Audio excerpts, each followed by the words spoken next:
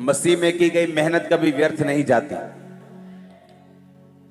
आपका चर्च आना, आपका परमेश्वर को मानना, आपका प्रेयर करना, वो आमीन बोलना व्यर्थ नहीं होगा।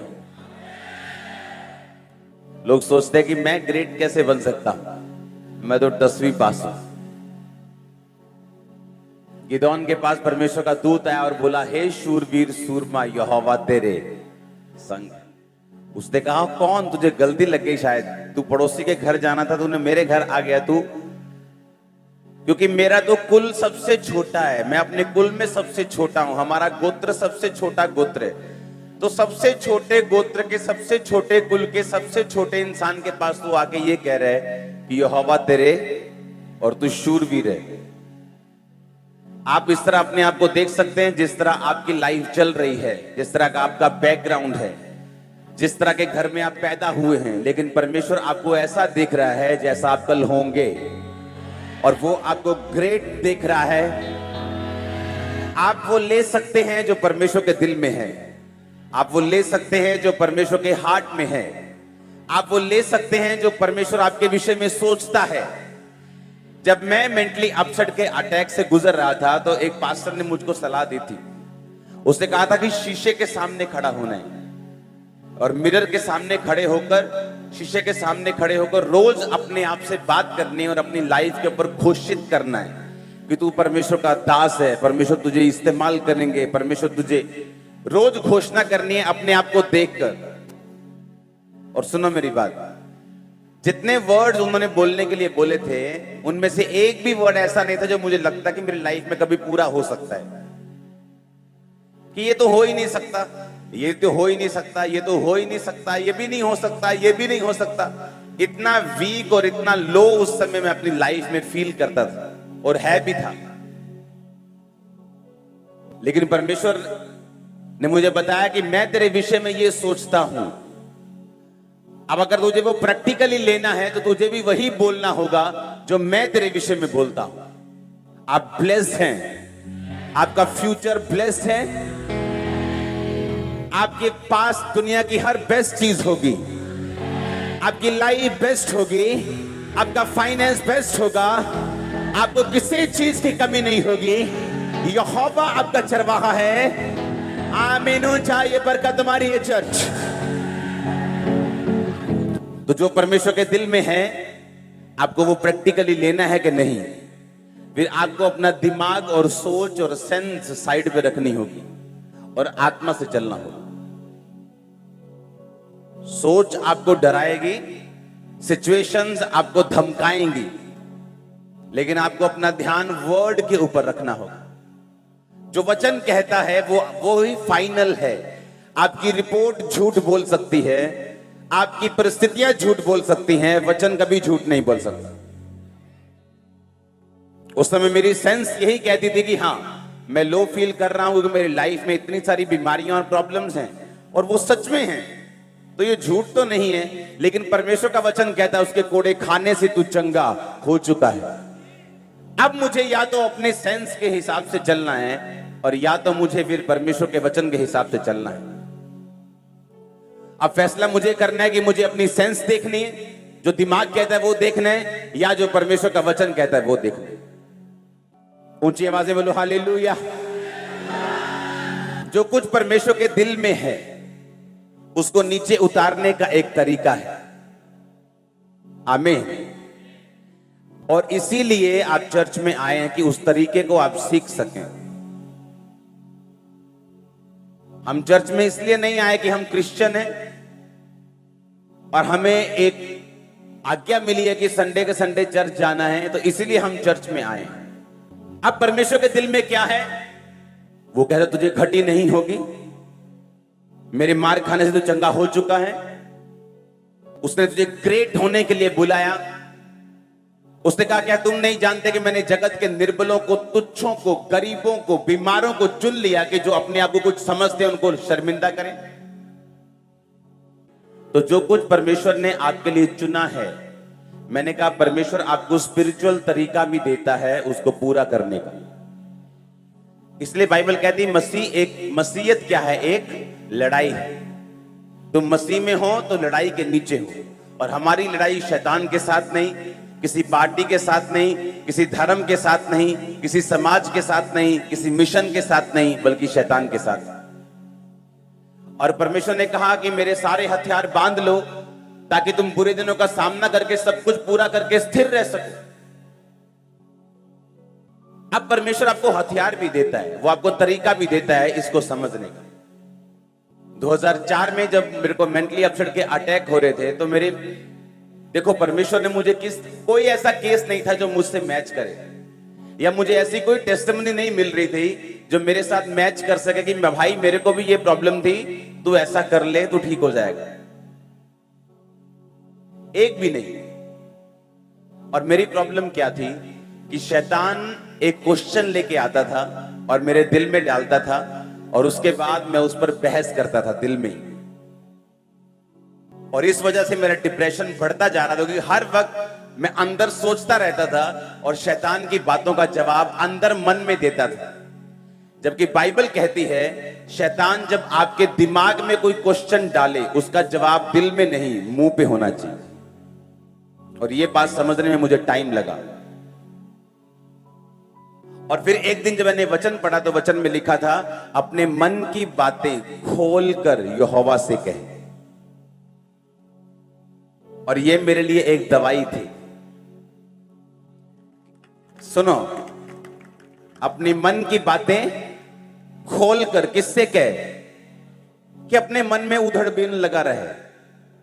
तो पवित्र आत्मा ने मुझे समझाया कि आज के बाद जब भी शैतान तेरे पास आए तो मन में उसके साथ कभी भी बहस नहीं करनी, उसे बोलकर बताना है। और जो भी तेरे को दिक्कत हो उसे खोलकर शब्दों में पूरी तरह से फीलिंग समेत परमेश्वर को बताना है। वो दिन था और आज दिन है, कोई डिप्रेशन नहीं। लेकिन इसे सीखने में मुझे शायद कितनी बार 40 रोजे लगे होंगे, कितनी प्रेयर लगी होगी, कितना मैंने रोया होगा, कितना सीखा होगा, कितना इंटरनेट पे ढूंढा होगा। परमेश्वर ने वो जेन्युइननेस देखी, परमेश्वर ने वो हार्ट देखा कि ये छूटना चाहता है और मेहनत कर रहा है, और परमेश्वर ने छुटकारा किया। आप समझ रहे कि नहीं? तो परमेश्वर आपको आत्मिक हथियार भी देगा कि आप लोग उस सिचुएशन से छूट सकें जो आपको तंग कर रही है, या जहां आप जाना चाहते हैं और परमेश्वर आपको लेके जाना चाहता है, वो आपको आत्मिक तरीके देगा जो चर्च में आप सीखते हैं। रोमियो 1 उसकी 11 आयत, क्योंकि मैं तुमसे मिलने की लालसा करता हूं कि तुम्हें कोई आत्मिक वरदान दूं जिससे तुम स्थिर हो जाओ। पौलुस क्या कह रहे हैं कि मैं तुमसे मिलने की लालसा रखता हूं, तुम्हें कोई आत्मिक गिफ्ट दूं ताकि तुम क्या हो जाओ? स्थिर हो जाओ। अब जब पौलुस बात कर रहा है वो बीमार से भी बात कर रहा है, हाँ या ना? वो उससे बात कर रहा है जो गरीब है, वो उससे भी बात कर रहा है जिसका पति उसको छोड़ के जा चुका है, वो उससे भी बात कर रहा है जिसका बेटा उसकी बात नहीं सुनता, वो उससे भी बात कर रहा है जिसकी जो मां बड़ी खराब हो चुकी बेचारी लाइफ उसकी, वो उससे भी बात कर रहा है जिसका फाइनेंस टूट चुका कर्जे में। पर वो आके ये नहीं कह रहा कि अगर तुम बीमार हो तो मैं आऊंगा, तुम्हें हील करूंगा ताकि तुम स्थिर हो जाओ, मैं तुमको फाइनेंशियली बढ़ाने का वचन दूंगा ताकि तुम स्थिर हो जाओ। उसने कहा मैं जब आऊंगा तो मैं तुम्हारी लाइफ के ऊपर गिफ्ट इंपार्ट कर दूंगा, सुनो, ताकि तुम क्या हो जाओ? गिफ्ट का मतलब है करिश्मा। उस वर्ड को पढ़ेंगे, इसका मतलब है रिलीजियस क्वालिफिकेशन। कहता मैं तुम्हें रिलीजियस क्वालिफाइड करूंगा, मैं तुम पर हाथ रखूंगा, मैं सामर्थ को, वरदान को तुमको दूंगा ताकि तुम क्या हो जाओ? स्थिर हो जाओ। पंजाब के बाहर बहुत सारे पास्टर्स हैं जो इस मिनिस्ट्री के सन्स एंड डॉटर्स हैं, जब वो मिलने के लिए आते हैं बोलते हैं हमारी चर्च इतनी बड़ी है, इतनी ग्रो की है, और जब लोग हमारी चर्च में आते हैं वो पूछते हैं क्या ये खामरा की ब्रांच है? कहता हम कुछ नहीं बताते उनको, पहले उनको कुछ मालूम नहीं होता, हम उनको जानते नहीं, वो हमको नहीं जानते, लेकिन जैसे ही चर्च में एंटर करते बोलते एक खामरा की ब्रांच है क्या? कहता सेम अनॉइंटिंग हमें फॉलो कर रही है, सेम गिफ्ट फॉलो कर रहे हैं, सेम बरकत फॉलो कर रही है। और जब लोग उन्हें देखते हैं, वो देखते हैं यार ये 30-40 साल का बंदा है, मुझे 50 साल हो गए सेवा करते, पर ये कहां से आ रहे लोग। इसलिए पौलुस ने कहा कि मैं तुम पर एक गिफ्ट इंपार्ट कर दूंगा, ओके, ताकि तुम क्या हो जाओ, स्थिर हो जाओ। आपके घर के पास भी कहीं चर्च होगी, हाँ, या हम अलग अलग सिचुएशन से निकल के आए। यहां पे वो भी बैठे हैं जो इसे मुंबई से आए, वो कोई कलकत्ता से आया है, कोई यूके से आया है, यहां बैठे हैं, हाँ। अब वो क्या लगता है, परमेश्वर इतनी दूर से क्यों लोगों को लेके आए? क्या परमेश्वर आपका टाइम वेस्ट करना चाहता है, या वो आपके पैसे वेस्ट करना चाहता है? वो आपको ये भी कह सकता है कि जहां भी पास में है तू निकल जा, बस मैं तुझको ब्लेस करूंगा। क्योंकि ये जितने वरदान हैं, जितनी सामर्थ है, बाइबल कहती है ये मिट्टी के बर्तनों में है, यानी ये शरीर में है, यानी ये इंसान के हक में परमेश्वर ने दी है। और वो इसको इंपार्ट कर सकता था, वो इस वरदान को ट्रांसफर कर सकता था उनकी लाइफ को आसान करने के लिए। जब परमेश्वर आपको भेजता है अनॉइंटेड प्लेसेस के ऊपर, तो वो इसका मकसद ये होता है कि आप उस जगह की ग्रेस को कैरी कर सके। अगर मेरी लाइफ में हम इतना बड़ा प्रोजेक्ट चला रहे हैं, कोई कर्जा नहीं, आप पे भी नहीं होगा, ये ग्रेस है, आप ले सकते हैं। आप मेरी बात समझ रहे कि नहीं? कोई डर नहीं, कोई किसी का भय नहीं, कोई कच्चा नहीं, कुछ नहीं, आप वो ग्रेस ले सकते हैं। अफ्रीका में लोग ब्लेस क्यों होते जल्दी जल्दी? वहां क्रिश्चियनिटी क्यों 90% लोग वहां पे देश क्रिश्चियन है, क्यों? उन लोगों ने क्या किया कि जिन लोगों के पास असली मसा था, पवित्रताई थी, ब्लेसिंग थी, उन लोगों ने उनके पास गए, उनके साथ संबंध को स्थापित किया, इंपार्टेशन ली, बीजों को बोया, अपने रिलेशनशिप को कायम किया, खुद की चर्चेस बढ़ी, आगे उनके सन्स डॉटर्स ने फॉलो किया, और इस तरह से वो फैलते चले गए। आप मेरी बात समझ रहे कि नहीं? अब यहां कोई कहे पौलुस कौन है, परमेश्वर है क्या?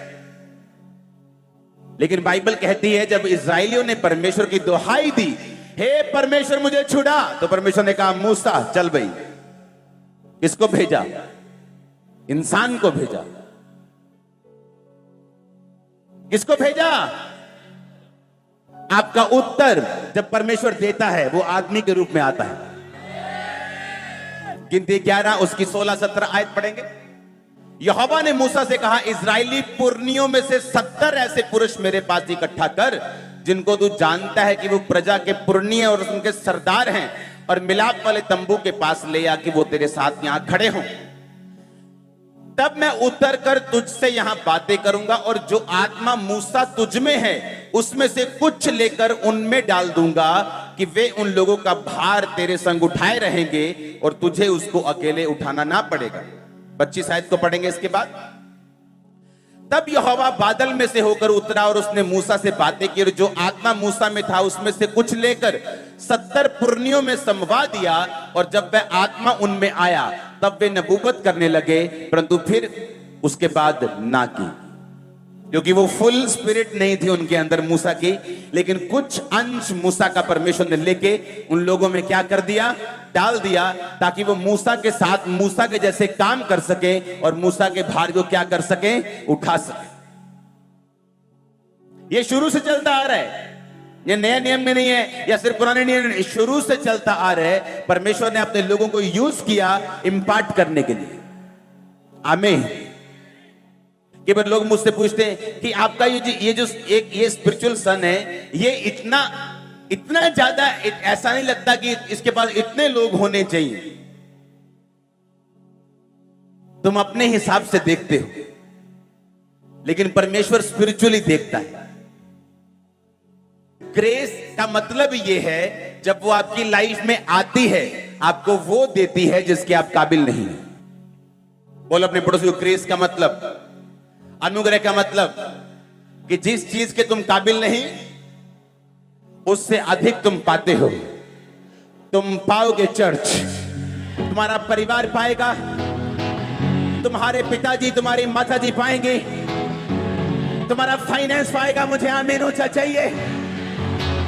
उसका आत्मा यहां मौजूद है। मिरेकल्स होंगे आपकी लाइफ में, मिरेकल्स होंगे आपकी मिनिस्ट्री में, मैंने कहा फाइनेंस में, आपकी लाइफ में, परिवार में। हालेलुया। अब ये मूसा का स्पिरिट उनमें चला गया और वो भी मूसा के जैसे काम करने लगे। नबूवत एक दिन की, उसके बाद नहीं की, लेकिन वो मूसा की स्पिरिट उनमें आ गई। मूसा की तरह वो सोचने लगे, मूसा की तरह चलने लगे और मूसा के अधीनगी में काम करने लगे। और परमेश्वर ने मूसा के बोझ को हल्का कर दिया और 70 पुरनियों को थोड़ा थोड़ा बोझ दिया। आमीन। कई बार आप किसी सेवकाई में जब काम करते हैं, उनको समझाया जाता है कि बिल्कुल अपने मेंटर को फॉलो करो, अदरवाइज जब तक तुम्हारी सोच उसके जैसी नहीं है, तुम्हारा काम करने का तरीका उसके जैसा नहीं है, तुम्हारा मस्सा भी उनके जैसा नहीं होगा। ये राइट बात है। मैंने 10-10 साल लोगों को मिनिस्ट्री में काम करते देखा है, लेकिन अपने पास्टर से हट के चलते देखा है, और जो पास्टर की लाइफ में है उनकी लाइफ में बिल्कुल नहीं। परमेश्वर ने कहा मूसा मैं तेरी स्पिरिट से उनको टच करूंगा और जो तुझ में है उनमें थोड़ा थोड़ा दूंगा। और सेम पौलुस ने कहा कि जो कुछ मुझ में है मैं कुछ तुम्हारे अंदर इंपार्ट कर दूंगा ताकि तुम स्थिर हो जाओ। आमीन। तुम क्या हो जाओ? तुम स्थिर। और जब स्थिर आदमी होता है, स्थिर का मतलब दिखाएंगे यूनानी भाषा में स्टेरिजो, to turn resolutely in a certain direction. स्थिर होने का मतलब दृढ़ता पूर्वक एक दिशा में भागने लग जाना। आमीन। जब आदमी को यकीन हो जाता है कि परमेश्वर असली है, उसका गिफ्ट काम करता है, ब्लेसिंग्स काम करती, रिजल्ट आने लगता है सेवकाई में, लाइफ में, फाइनेंस में, उसे मालूम हो जाता है ये परमेश्वर का हाथ है, पहले नहीं था अब है। बाइबल कहती है वो स्थिर होने लग जाता है और एक दिशा को भागने लग जाता है और डिस्ट्रैक्शन खत्म हो जाती। और आपको मालूम है जब आप स्थिर होके परमेश्वर की ओर भागने लगते हैं तो रास्ते में बहुत सी ब्लेसिंग्स, बहुत से इवेंट्स अनफोल्ड होते हैं आपके सामने, पर्दे हटते जाते हैं और वाओ वाओ आप करके आगे बढ़ते जाते हैं। ऐसा आपके साथ होता है। आमीन। मैं तुम्हें कोई आत्मिक वरदान दूं, करिश्मा दूं, गिफ्ट दूं, रिलीजियस क्वालिफाइड तुम्हें करूं, तुम्हें आत्मिक कोई पढ़ाई लिखाई दूं जिससे तुम स्थिर हो जाओ। और ये बात उसने बीमारों के लिए भी बोली, ये बात उसने उनके लिए भी बोली जिनके पति नशा करते हैं, ये बात उनके लिए भी बोली जिनके घर ब्रेक हो चुके, टूट चुके हैं। यानी जब तुम आत्मा में बढ़ोगे, तुम वरदानों में बढ़ोगे, तुम अच्छे लोगों की संगति करोगे, तुम अच्छी कलीसिया में जाओगे, तो ये इंपार्टेशन तुम्हें स्थिर कर दे। अगर आप इस समय बैठे हैं, चाहे मैं आप पे ले हैंड ना भी करूं, तभी आप उस स्पिरिट को फॉलो कर रहे हैं जो मैं आपको बता रहा हूं। आपको मालूम, आप सेम स्पिरिट को ले रहे हैं, आप सेम बपतिस्मा ले रहे हैं, आप सेम आत्मा को पी रहे हैं जो यहां बह रहा है। मेरा फिजिकली आपको टच करना इतना जरूरी नहीं जितना मेरा बोलना और आपका सुनना जरूरी है। इसलिए ब्रांचेस में जरूरी नहीं मैं फिजिकली जाऊं, वहां हजारों लोग हैं। अगर वो हैं तो उनका एक मकसद है। अगर परमेश्वर ने आपको बुलाया किसी ब्रांच में, वो किसी भी शहर, किसी भी देश की हो, उसका एक मकसद है, वो आपको तैयार करेगा एक खास टाइम के लिए। नहीं तो आप घर में बैठ के भी ऑनलाइन देख सकते हो, लेकिन ब्रांच में बुलाने का मकसद क्या है? वो आपको प्रिपेयर करे, वो ग्रेस दे, वो करिश्मा दे, वो आपको स्थिर करने के लिए वो इंपार्टेशन दे। आप मेरी बात समझ रहे कि नहीं? उसने कहा मैं तुम्हें कोई आत्मिक वरदान दूं जिससे तुम स्थिर हो जाओ, तुम भाग सको एक दिशा में। और सबसे जरूरी क्रिश्चियनिटी में क्या है? एक दिशा में भागना। लोग ऐसे ऐसे भागते हैं, हाँ, कभी इधर चले गए, कभी दारू पीने चले गए, कभी लड़की के पीछे भाग गए, वो इस तरह से भागते हैं। और पौलुस कहता है जिनके जिंदगी में आत्मिक ब्लेसिंग्स हैं वो सीधा भागते हैं। और इसीलिए जो लोग अनॉइंटेड संगतियों में जुड़े हुए हैं वो सीधा भागते हैं। उन्हें पूरा यकीन होता है कि परमेश्वर असली है। आमीन। और यही सारी, यही सब कुछ, यही गेम है। बोलो तो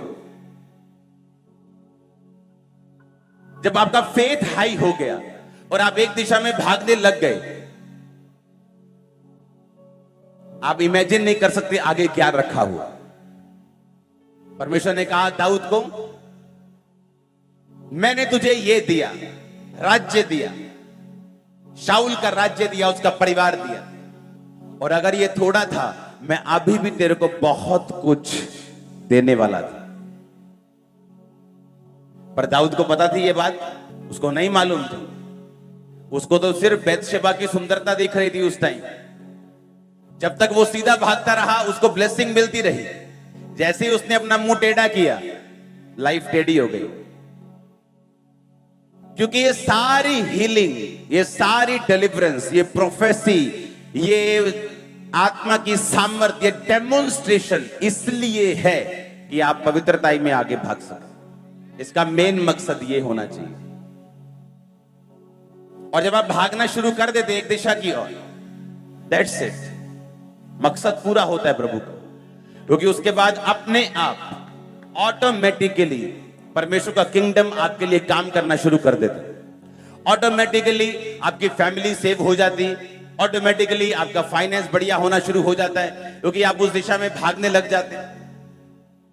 कोई नहीं कहता मैं प्रभु से प्यार करता हूं और जो अपना टाइथ ना देता हूं, जो बीज ना बोता हूं, गरीबों की हेल्प ना करता, वो नहीं करता प्यार प्रभु से। झूठ बोल रहे हो। वो भी सीख रहे हैं, वो भी अभी वो भी कंफ्यूज है, अभी भी वो सिस्टम को समझा नहीं है, अभी भी वो ये नहीं जानता कि आत्मिकता है, जो स्पिरिचुअल किंगडम है, जो राज्य है परमेश्वर का, वो किस रीति से काम करता है और किस तरह से आपको बढ़ाता है। हालेलुया। और जब ये समझ आती है और आप एक दिशा की ओर भागते चले जाते हैं, इसलिए जो बढ़ते चले जाते हैं वो बढ़ते ही चले जाते हैं। क्यों? उनको समझ आ गई। जब शैम्पू बनाने का फार्मूला आ गया, तो चाहे एक ड्रम बनाओ, तो चाहे 50 टैंकर बना दो, क्योंकि फार्मूला समझ आ गया। हाँ, समझ आई कि नहीं? जब आपको स्पिरिचुअल फार्मूला समझ आ गया कि ये फार्मूला है और ये तरीका है, उसके बाद आप कितना बढ़ना चाहते हैं ये आप पे निर्भर करता है। और इसीलिए जो लोग बढ़ना शुरू करते हैं वो फिर बढ़ते ही जाते हैं। लेकिन हमें क्या करना होगा? हमें एक ही दिशा में भागना होगा। आत्मिक चीजें आपकी हेल्प करती हैं। आत्मिक संगति, अनॉइंटेड संगति, गिफ्ट वाली संगति आपकी हेल्प करती है सीधा भागने के लिए। आमीन। जब आप प्रार्थना में बैठे प्रभु से अभिषेक मांगे, जब आप प्रार्थना में बैठे परमेश्वर से गैर भाषाओं को मांगे, वरदानों को मांगे, सामर्थ को मांगे, बुद्धि को मांगे। हालेलुया। और फिर क्या होगा? आप एक दिशा में भागना शुरू करेंगे, आपकी लाइफ मजबूत होगी, विश्वास मजबूत होगा, आप भागेंगे और किंगडम अपने आप काम करेगा। आप जब अमेरिका का ग्रीन कार्ड लेते हो तो आपको अलग अलग जगह चीजें अप्लाई करने की जरूरत नहीं पड़ती। वो सारा कुछ ग्रीन कार्ड के नीचे आ जाता है। वो सिस्टम सारा ऑटोमेटिकली काम करना शुरू कर देता है। अगर फ्री मेडिकल है तो उसके लिए अलग अप्लाई करने की जरूरत नहीं पड़ती। भाई साहब पेट दर्द कर रहा है, मुझे फ्री दवाई चाहिए। आप सिर्फ जाते हैं, अपना कार्ड दिखाते हैं, दवाई लेते हैं। अगर आपको नौकरी नहीं है तो सरकार इतने $, आपको हफ्ते के फ्री देती है, तो आपको अप्लाई करने की जरूरत नहीं, सिर्फ जाना है और लेना है, उसके बाद वो पेंशन लग जाती है। कितने मेरी बात समझ रहे हैं? सेम आत्मिक किंगडम है। जब आप एक चीज समझ जाते हैं और अपनी लाइन पकड़ लेते हैं, उसके बाद फिर आपको बार बार अप्लाई करने की जरूरत नहीं, आप चलते जाते हैं और किंगडम ऑटोमेटिकली आपके लिए काम करना शुरू कर देता है। आमीन। आप समझ रहे हैं इन बातों को कि नहीं? मूसा ने कहा मेरा काम आसान करने के लिए मुझे 70 लोग, परमेश्वर ने कहा दे, मैं तेरी आत्मा लेकर उनमें समवाऊंगा, वो तेरी तरह सोचेंगे, तेरी तरह कार्य करेंगे। पौलुस ने भी सेम कहा कि जब मैं आऊंगा तो तुम्हें वरदान दूंगा, तुम्हारे सिर पे हाथ रखूंगा, वरदान तुम्हारे अंदर जाएगा जिससे तुम स्थिर हो जाओ, स्टेरिज हो जाओ, टर्न रेजोल्यूटली एक जगह भाग सको, दृढ़ता के साथ एक ही दिशा में भाग सको और परमेश्वर से इधर उधर ना हो सको। वो आपको इतना ब्लेस करने वाले हैं। आप दिशा एक पकड़ेंगे और भागेंगे, हर डिस्ट्रैक्शन, शैतान की योजना नाश हो जाए। हर एक योजना जो शैतान की है यीशु के लहू से आज नाश हो, होली गोस्ट फायर से नाश हो। परमेश्वर का रूह आपको छुए, आपके परिवार को छुए, आपकी चीजों को छुए, आपके घर को छुए, आपके लोगों को छुए। हर एक अंधकार की शक्ति श्रापित हो जो आपके पीछे लगी है।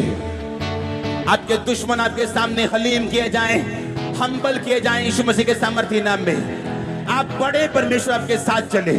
आप आगे जाएं, वो आगे जाए। आप पीछे मुड़े, वो पीछे मुड़े। विश्वास से पीछे नहीं, दिशा में पीछे। आप जिस दिशा में जाएं उस दिशा में परमेश्वर आपके साथ जाए। यीशु मसीह के नाम में उसका आत्मा आपको गाइड करे, आपकी अगुवाई करे। हर एक शरीर की ताकत, हर एक वो ताकत जो प्रभु से दूर करते आपकी लाइफ से नाश हो यीशु मसीह के नाम में। आज से आपकी स्पिरिट ओपन हो जाए, आत्मिक आंखें ओपन हो जाए। Hallelujah, hallelujah. ऊंची आवाज से बोलो हालेलुया, हालेलुया, हालेलुया। आमीन। वो पौलुस ने बीमार को भी यही कहा कि मैं तुम्हें कोई वरदान दूं, तुम स्थिर हो जाओ। इसका मतलब वो हीलिंग होगी। उसने कहा गरीब को भी मैं तुम्हें वरदान दूं जिससे तुम क्या हो जाओ, स्थिर हो जाओ।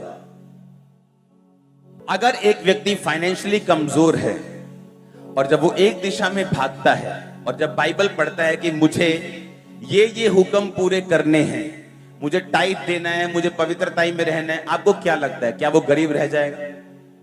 अगर एक बीमार जब अंगीकार करता है उसके कोड़े खाने से मैं चंगा हो चुका हूं, वो प्रार्थना करनी शुरू करता है और परमेश्वर के सारे नियमों को मानना शुरू करता है, क्या वो बीमार रह जाएगा? और जब वो चीजें काम करना शुरू करती हैं, आपका विश्वास बढ़ता है। आप मेरी बात समझ रहे कि नहीं? लेकिन उसको बाइबल कहती है वर्क आउट, काम करो अपने उद्धार के बारे में। अपने आप कुछ नहीं होगा। आपकी कोई प्रॉब्लम है, क्या आपको पता है कि बाइबल में आपकी प्रॉब्लम का हल कहां लिखा है? पता है? कितनों को पता है? हाथ खड़ा करो। ये देखो, अगर किसी को बेबी चाहिए तो बाइबल में कहां वो वायदा है कि वो तुझे संतान देगा? जब मुझे ये नहीं मालूम कि परमेश्वर कहता क्या है, परमेश्वर ने कहा अपना मुकदमा लड़ो, अपना प्रमाण दो। क्या कहा उसने? अपना मुकदमा और अपना प्रमाण दो। कैसे लड़ोगे मुकदमा? वकील कैसे लड़ता है मुकदमा? कि इस बहन के बच्चे को छोड़ दिया जाए क्योंकि एक लौता है। ये बोलता है कि संविधान में क्या लिखा है? बोलो। वो जज के सामने कैसे जाता है? जज ना तो फीलिंग सुनता है, वो देखता है प्रूफ, सबूत किसके पास है। जज के साथ वकील आर्ग्यूमेंट्स करता है कि जज साहब संविधान में ये लिखा है, तो इस लॉ के हिसाब से मेरे क्लाइंट को छोड़ा जाए या उसकी सजा कम की जाए या कुछ भी है। आपको अपने संविधान के बारे में मालूम है जो बाइबल आपके हाथ में है। ऐसे वकील हैं जो एक बार कोर्ट में जाने का 25 लाख रुपए लेते हैं। अगर एक बार आप चाहते हो कि वो आपको रिप्रेजेंट करे कोर्ट में, तो आप देखते हैं ना जब पॉलिटिशियन बड़े बड़े फंसते हैं तो उनके वकील जो होते हैं बड़े बड़े नाम वाले, 25 लाख 30 लाख एक बार जाने का उनकी फीस है। और ऐसे वकील भी हैं जो 2-4 हजार में भी आपका काम कर देते हैं। लेकिन जिनको संविधान की नॉलेज है, जो प्रैक्टिस कर करके पक चुके हैं, जिनको केसेस सॉल्व करने आते हैं, उनकी वैल्यू ज्यादा है। आपको मालूम ही नहीं बाइबल में कहां लिखा है कि वो आपकी संतान को ब्लेस करेगा। आपको मालूम ही नहीं बाइबल में कहां लिखा है कि उसके कोड़े खाने से आप चंगे हुए हो, या वो आपको फाइनेंशियली स्टेबल करेगा, आपको ब्लेस करेगा, आपकी हड्डी के मॉइस्चर तक को वो हील करेगा, हड्डियां सूखने से बचाएगा। बाइबल में लिखा है ये भी, एक एक वर्ड लिखा है, लेकिन हमने ढूंढा ही नहीं। हमने कभी अपना मुकदमा लड़ा ही नहीं, हम कभी संविधान में गए नहीं। हमने बाइबल को ऐसी पुस्तक बना दिया जो एक रिलीजियस पुस्तक है, पर जिसमें से 2-4 शब्द कहीं से भी पढ़ लो परमेश्वर खुश हो जाएगा, हाजिरी लग जाएगी। इसका मतलब अभी तक हम अपनी पुरानी सोच से नहीं निकले। अभी तक हम अपनी पुरानी स्पिरिट से नहीं निकले। जिन लोगों से हम निकले हैं अभी भी वही चीजें हमें फॉलो कर रही हैं कि मत्ती को 10 बार पढ़ेंगे और हील हो जाएंगे। आप उसको 20 बार पढ़ लो, 25 बार पढ़ लो। बात 20 या 25 बार पढ़ने की नहीं, बात पढ़कर समझने की और स्पिरिट में ग्रहण करने की। जितनी शरीर में गर्मी ज्यादा है उतनी ही आत्मा में गर्मी ज्यादा है। हालेलुया। आप समझ रहे मेरी बात को कि नहीं? आपने फाइट की नहीं, आप आत्मिक रीति से चले नहीं। एक पास्टर के पास एक औरत आई, वो पास्टर प्रभु में सो चुके हैं, तो वो औरत आके बोली कि मैं 10 साल से प्रेयर कर रही हूं अपने हस्बैंड के लिए कि प्रभु मुझे इस तरह का हस्बैंड दे, पर मेरी प्रार्थना को प्रभु ने अभी तक सुना नहीं। उसने कहा क्या, कैसा हस्बैंड चाहती है? उसने कहा अच्छा, अच्छे वाला, गुड हस्बैंड चाहिए। उसने कहा कैसा अच्छा? गिटार वाला अच्छा, कि सिंगिंग वाला अच्छा, कि प्रीचिंग वाला अच्छा, कि बिजनेसमैन वाला अच्छा? कौन सा वाला अच्छा? प्रभु को क्लियरली बताना होगा तुझे। किसी को मीडियम हाइट पसंद है, किसी को हाई हाइट पसंद है, क्या कौन सा? उसने पॉइंट्स लिखे, मुझे इस तरह का हस्बैंड चाहिए, वो टीचर ना हो, उसने स्पेशल लिखा, उसकी मर्जी थी, वो ये हो, वो ये हो, वो ऐसा हो, वो ऐसा हो, वो ऐसा हो, वो ऐसा हो, वो 10 पॉइंट लिख के उसने प्रेयर करनी शुरू की और बाइबल के वचन लिए। जैसा उसने प्रेयर की एग्जैक्ट आदमी 6 महीने के उसके पास था। 6 महीने एग्जैक्ट बिल्कुल कॉपी, जैसे परमेश्वर ने उसे बना के भेजा हो स्पेशल उसके लिए। हमें आत्मिक चीजों की समझ नहीं होती, हम सफर करते हैं लगातार, मुश्किल में रहते हैं लगातार, क्योंकि हमें मालूम नहीं, क्योंकि हमें सिखाया नहीं गया, हमें बताया नहीं गया कि बाइबल किस तरह से वर्क करती, काम करती है आपकी लाइफ। जब एक बच्चा आपका जिद करता है, माता पिता क्या बोलते हैं? बहुत जिद्दी हो गया, बहुत बोल बोल के आप सत्यानाश कर लेते हो अपने घर का, बोल बोल के। जो स्टाफ हमारे साथ काम करते हैं वो नहीं बोल सकते हमारे बच्चों को कुछ भी ऐसा, वो हमें बताते हैं कि इसने ऐसा किया है, तो हम उसको चेंज करते हैं काउंसलिंग से, प्रेयर से, उसे वचन से समझाते हैं ये करना है, ये नहीं करना है। कितने मेरी बात समझ रहे हैं? आप श्रापित कर करके बाद में बोलते हो कि मुझे फल चाहिए। पहले बूटे को गंदा पानी दे दे के तेजाब दे दे के उसके बाद बोलते हो फल चाहिए, वो तो सूख जाए। इसलिए आप आज चर्च में हो कि प्रभु आपसे बात कर सके, आपको छुड़ा सके, आपकी सोचे तक शैतान के बंधनों से आज छुड़ाई जाए। आमीन। ऊंचा बरकत आपकी है चर्च। मैं प्रभु को बोलता हूं कई बार कि प्रभु ऐसा वचन मुझे क्यों देता है जो पास्टर्स के लिए है, जो बड़े लोगों के लिए, बिलीवर। आपको नहीं मालूम कितने बिशप्स यहाँ बैठे हैं फ्यूचर के, कितने इवेंजलिस्ट बैठे हैं, कितने पास्टर्स बैठे हैं, कितने अपोस्टल्स, वो यही बैठे हैं हमारे बीच में। जैसे मैं कभी आपकी तरह आप बीच में बैठा था, आप यहीं पे हैं, वो आपको तैयार कर रहे हैं, वो आपको बता रहे हैं, वो आपके दिल में उन वर्ड्स को डाल रहे हैं।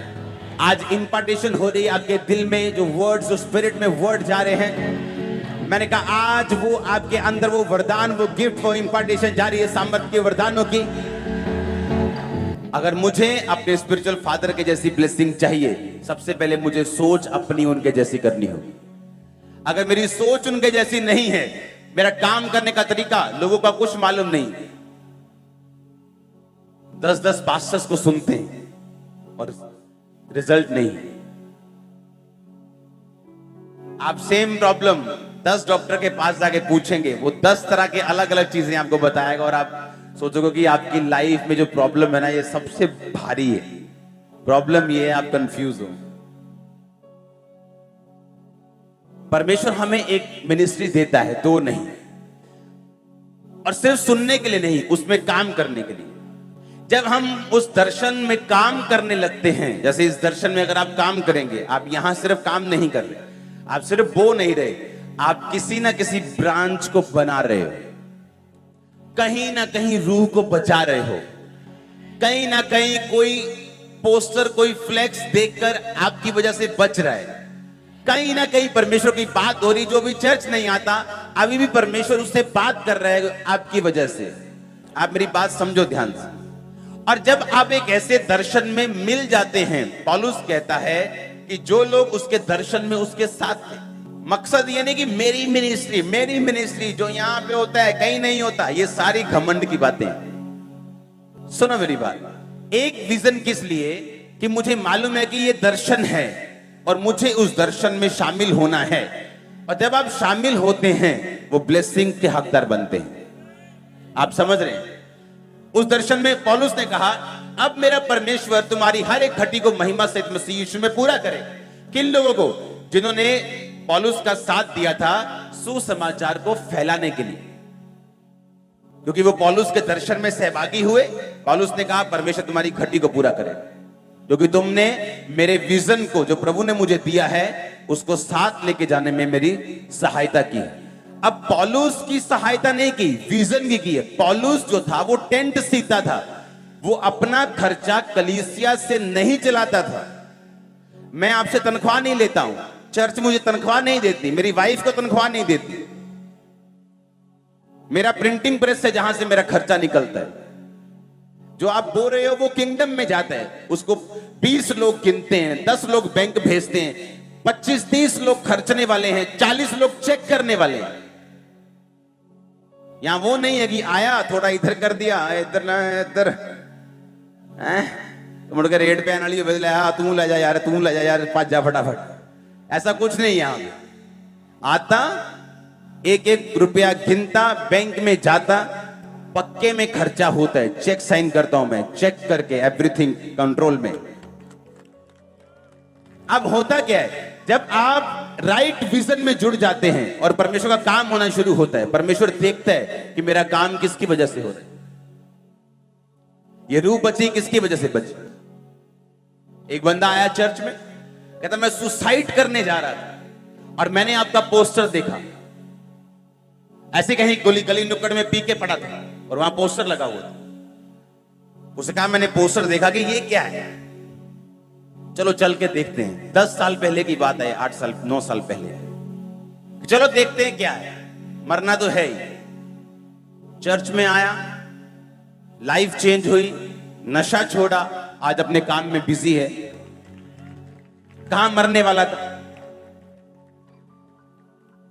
अब वो पोस्टर मैंने नहीं लगाया, मैंने आपको बोला, लगाया आपने। वो पैसा किसने दिया? कलीसिया ने। लगाया किसने? कलीसिया ने।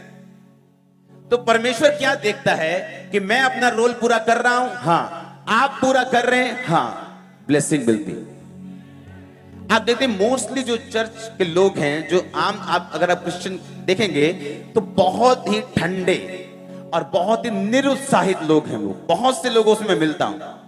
पता है क्यों? ना तो उनकी मिनिस्ट्री उज्जवल है,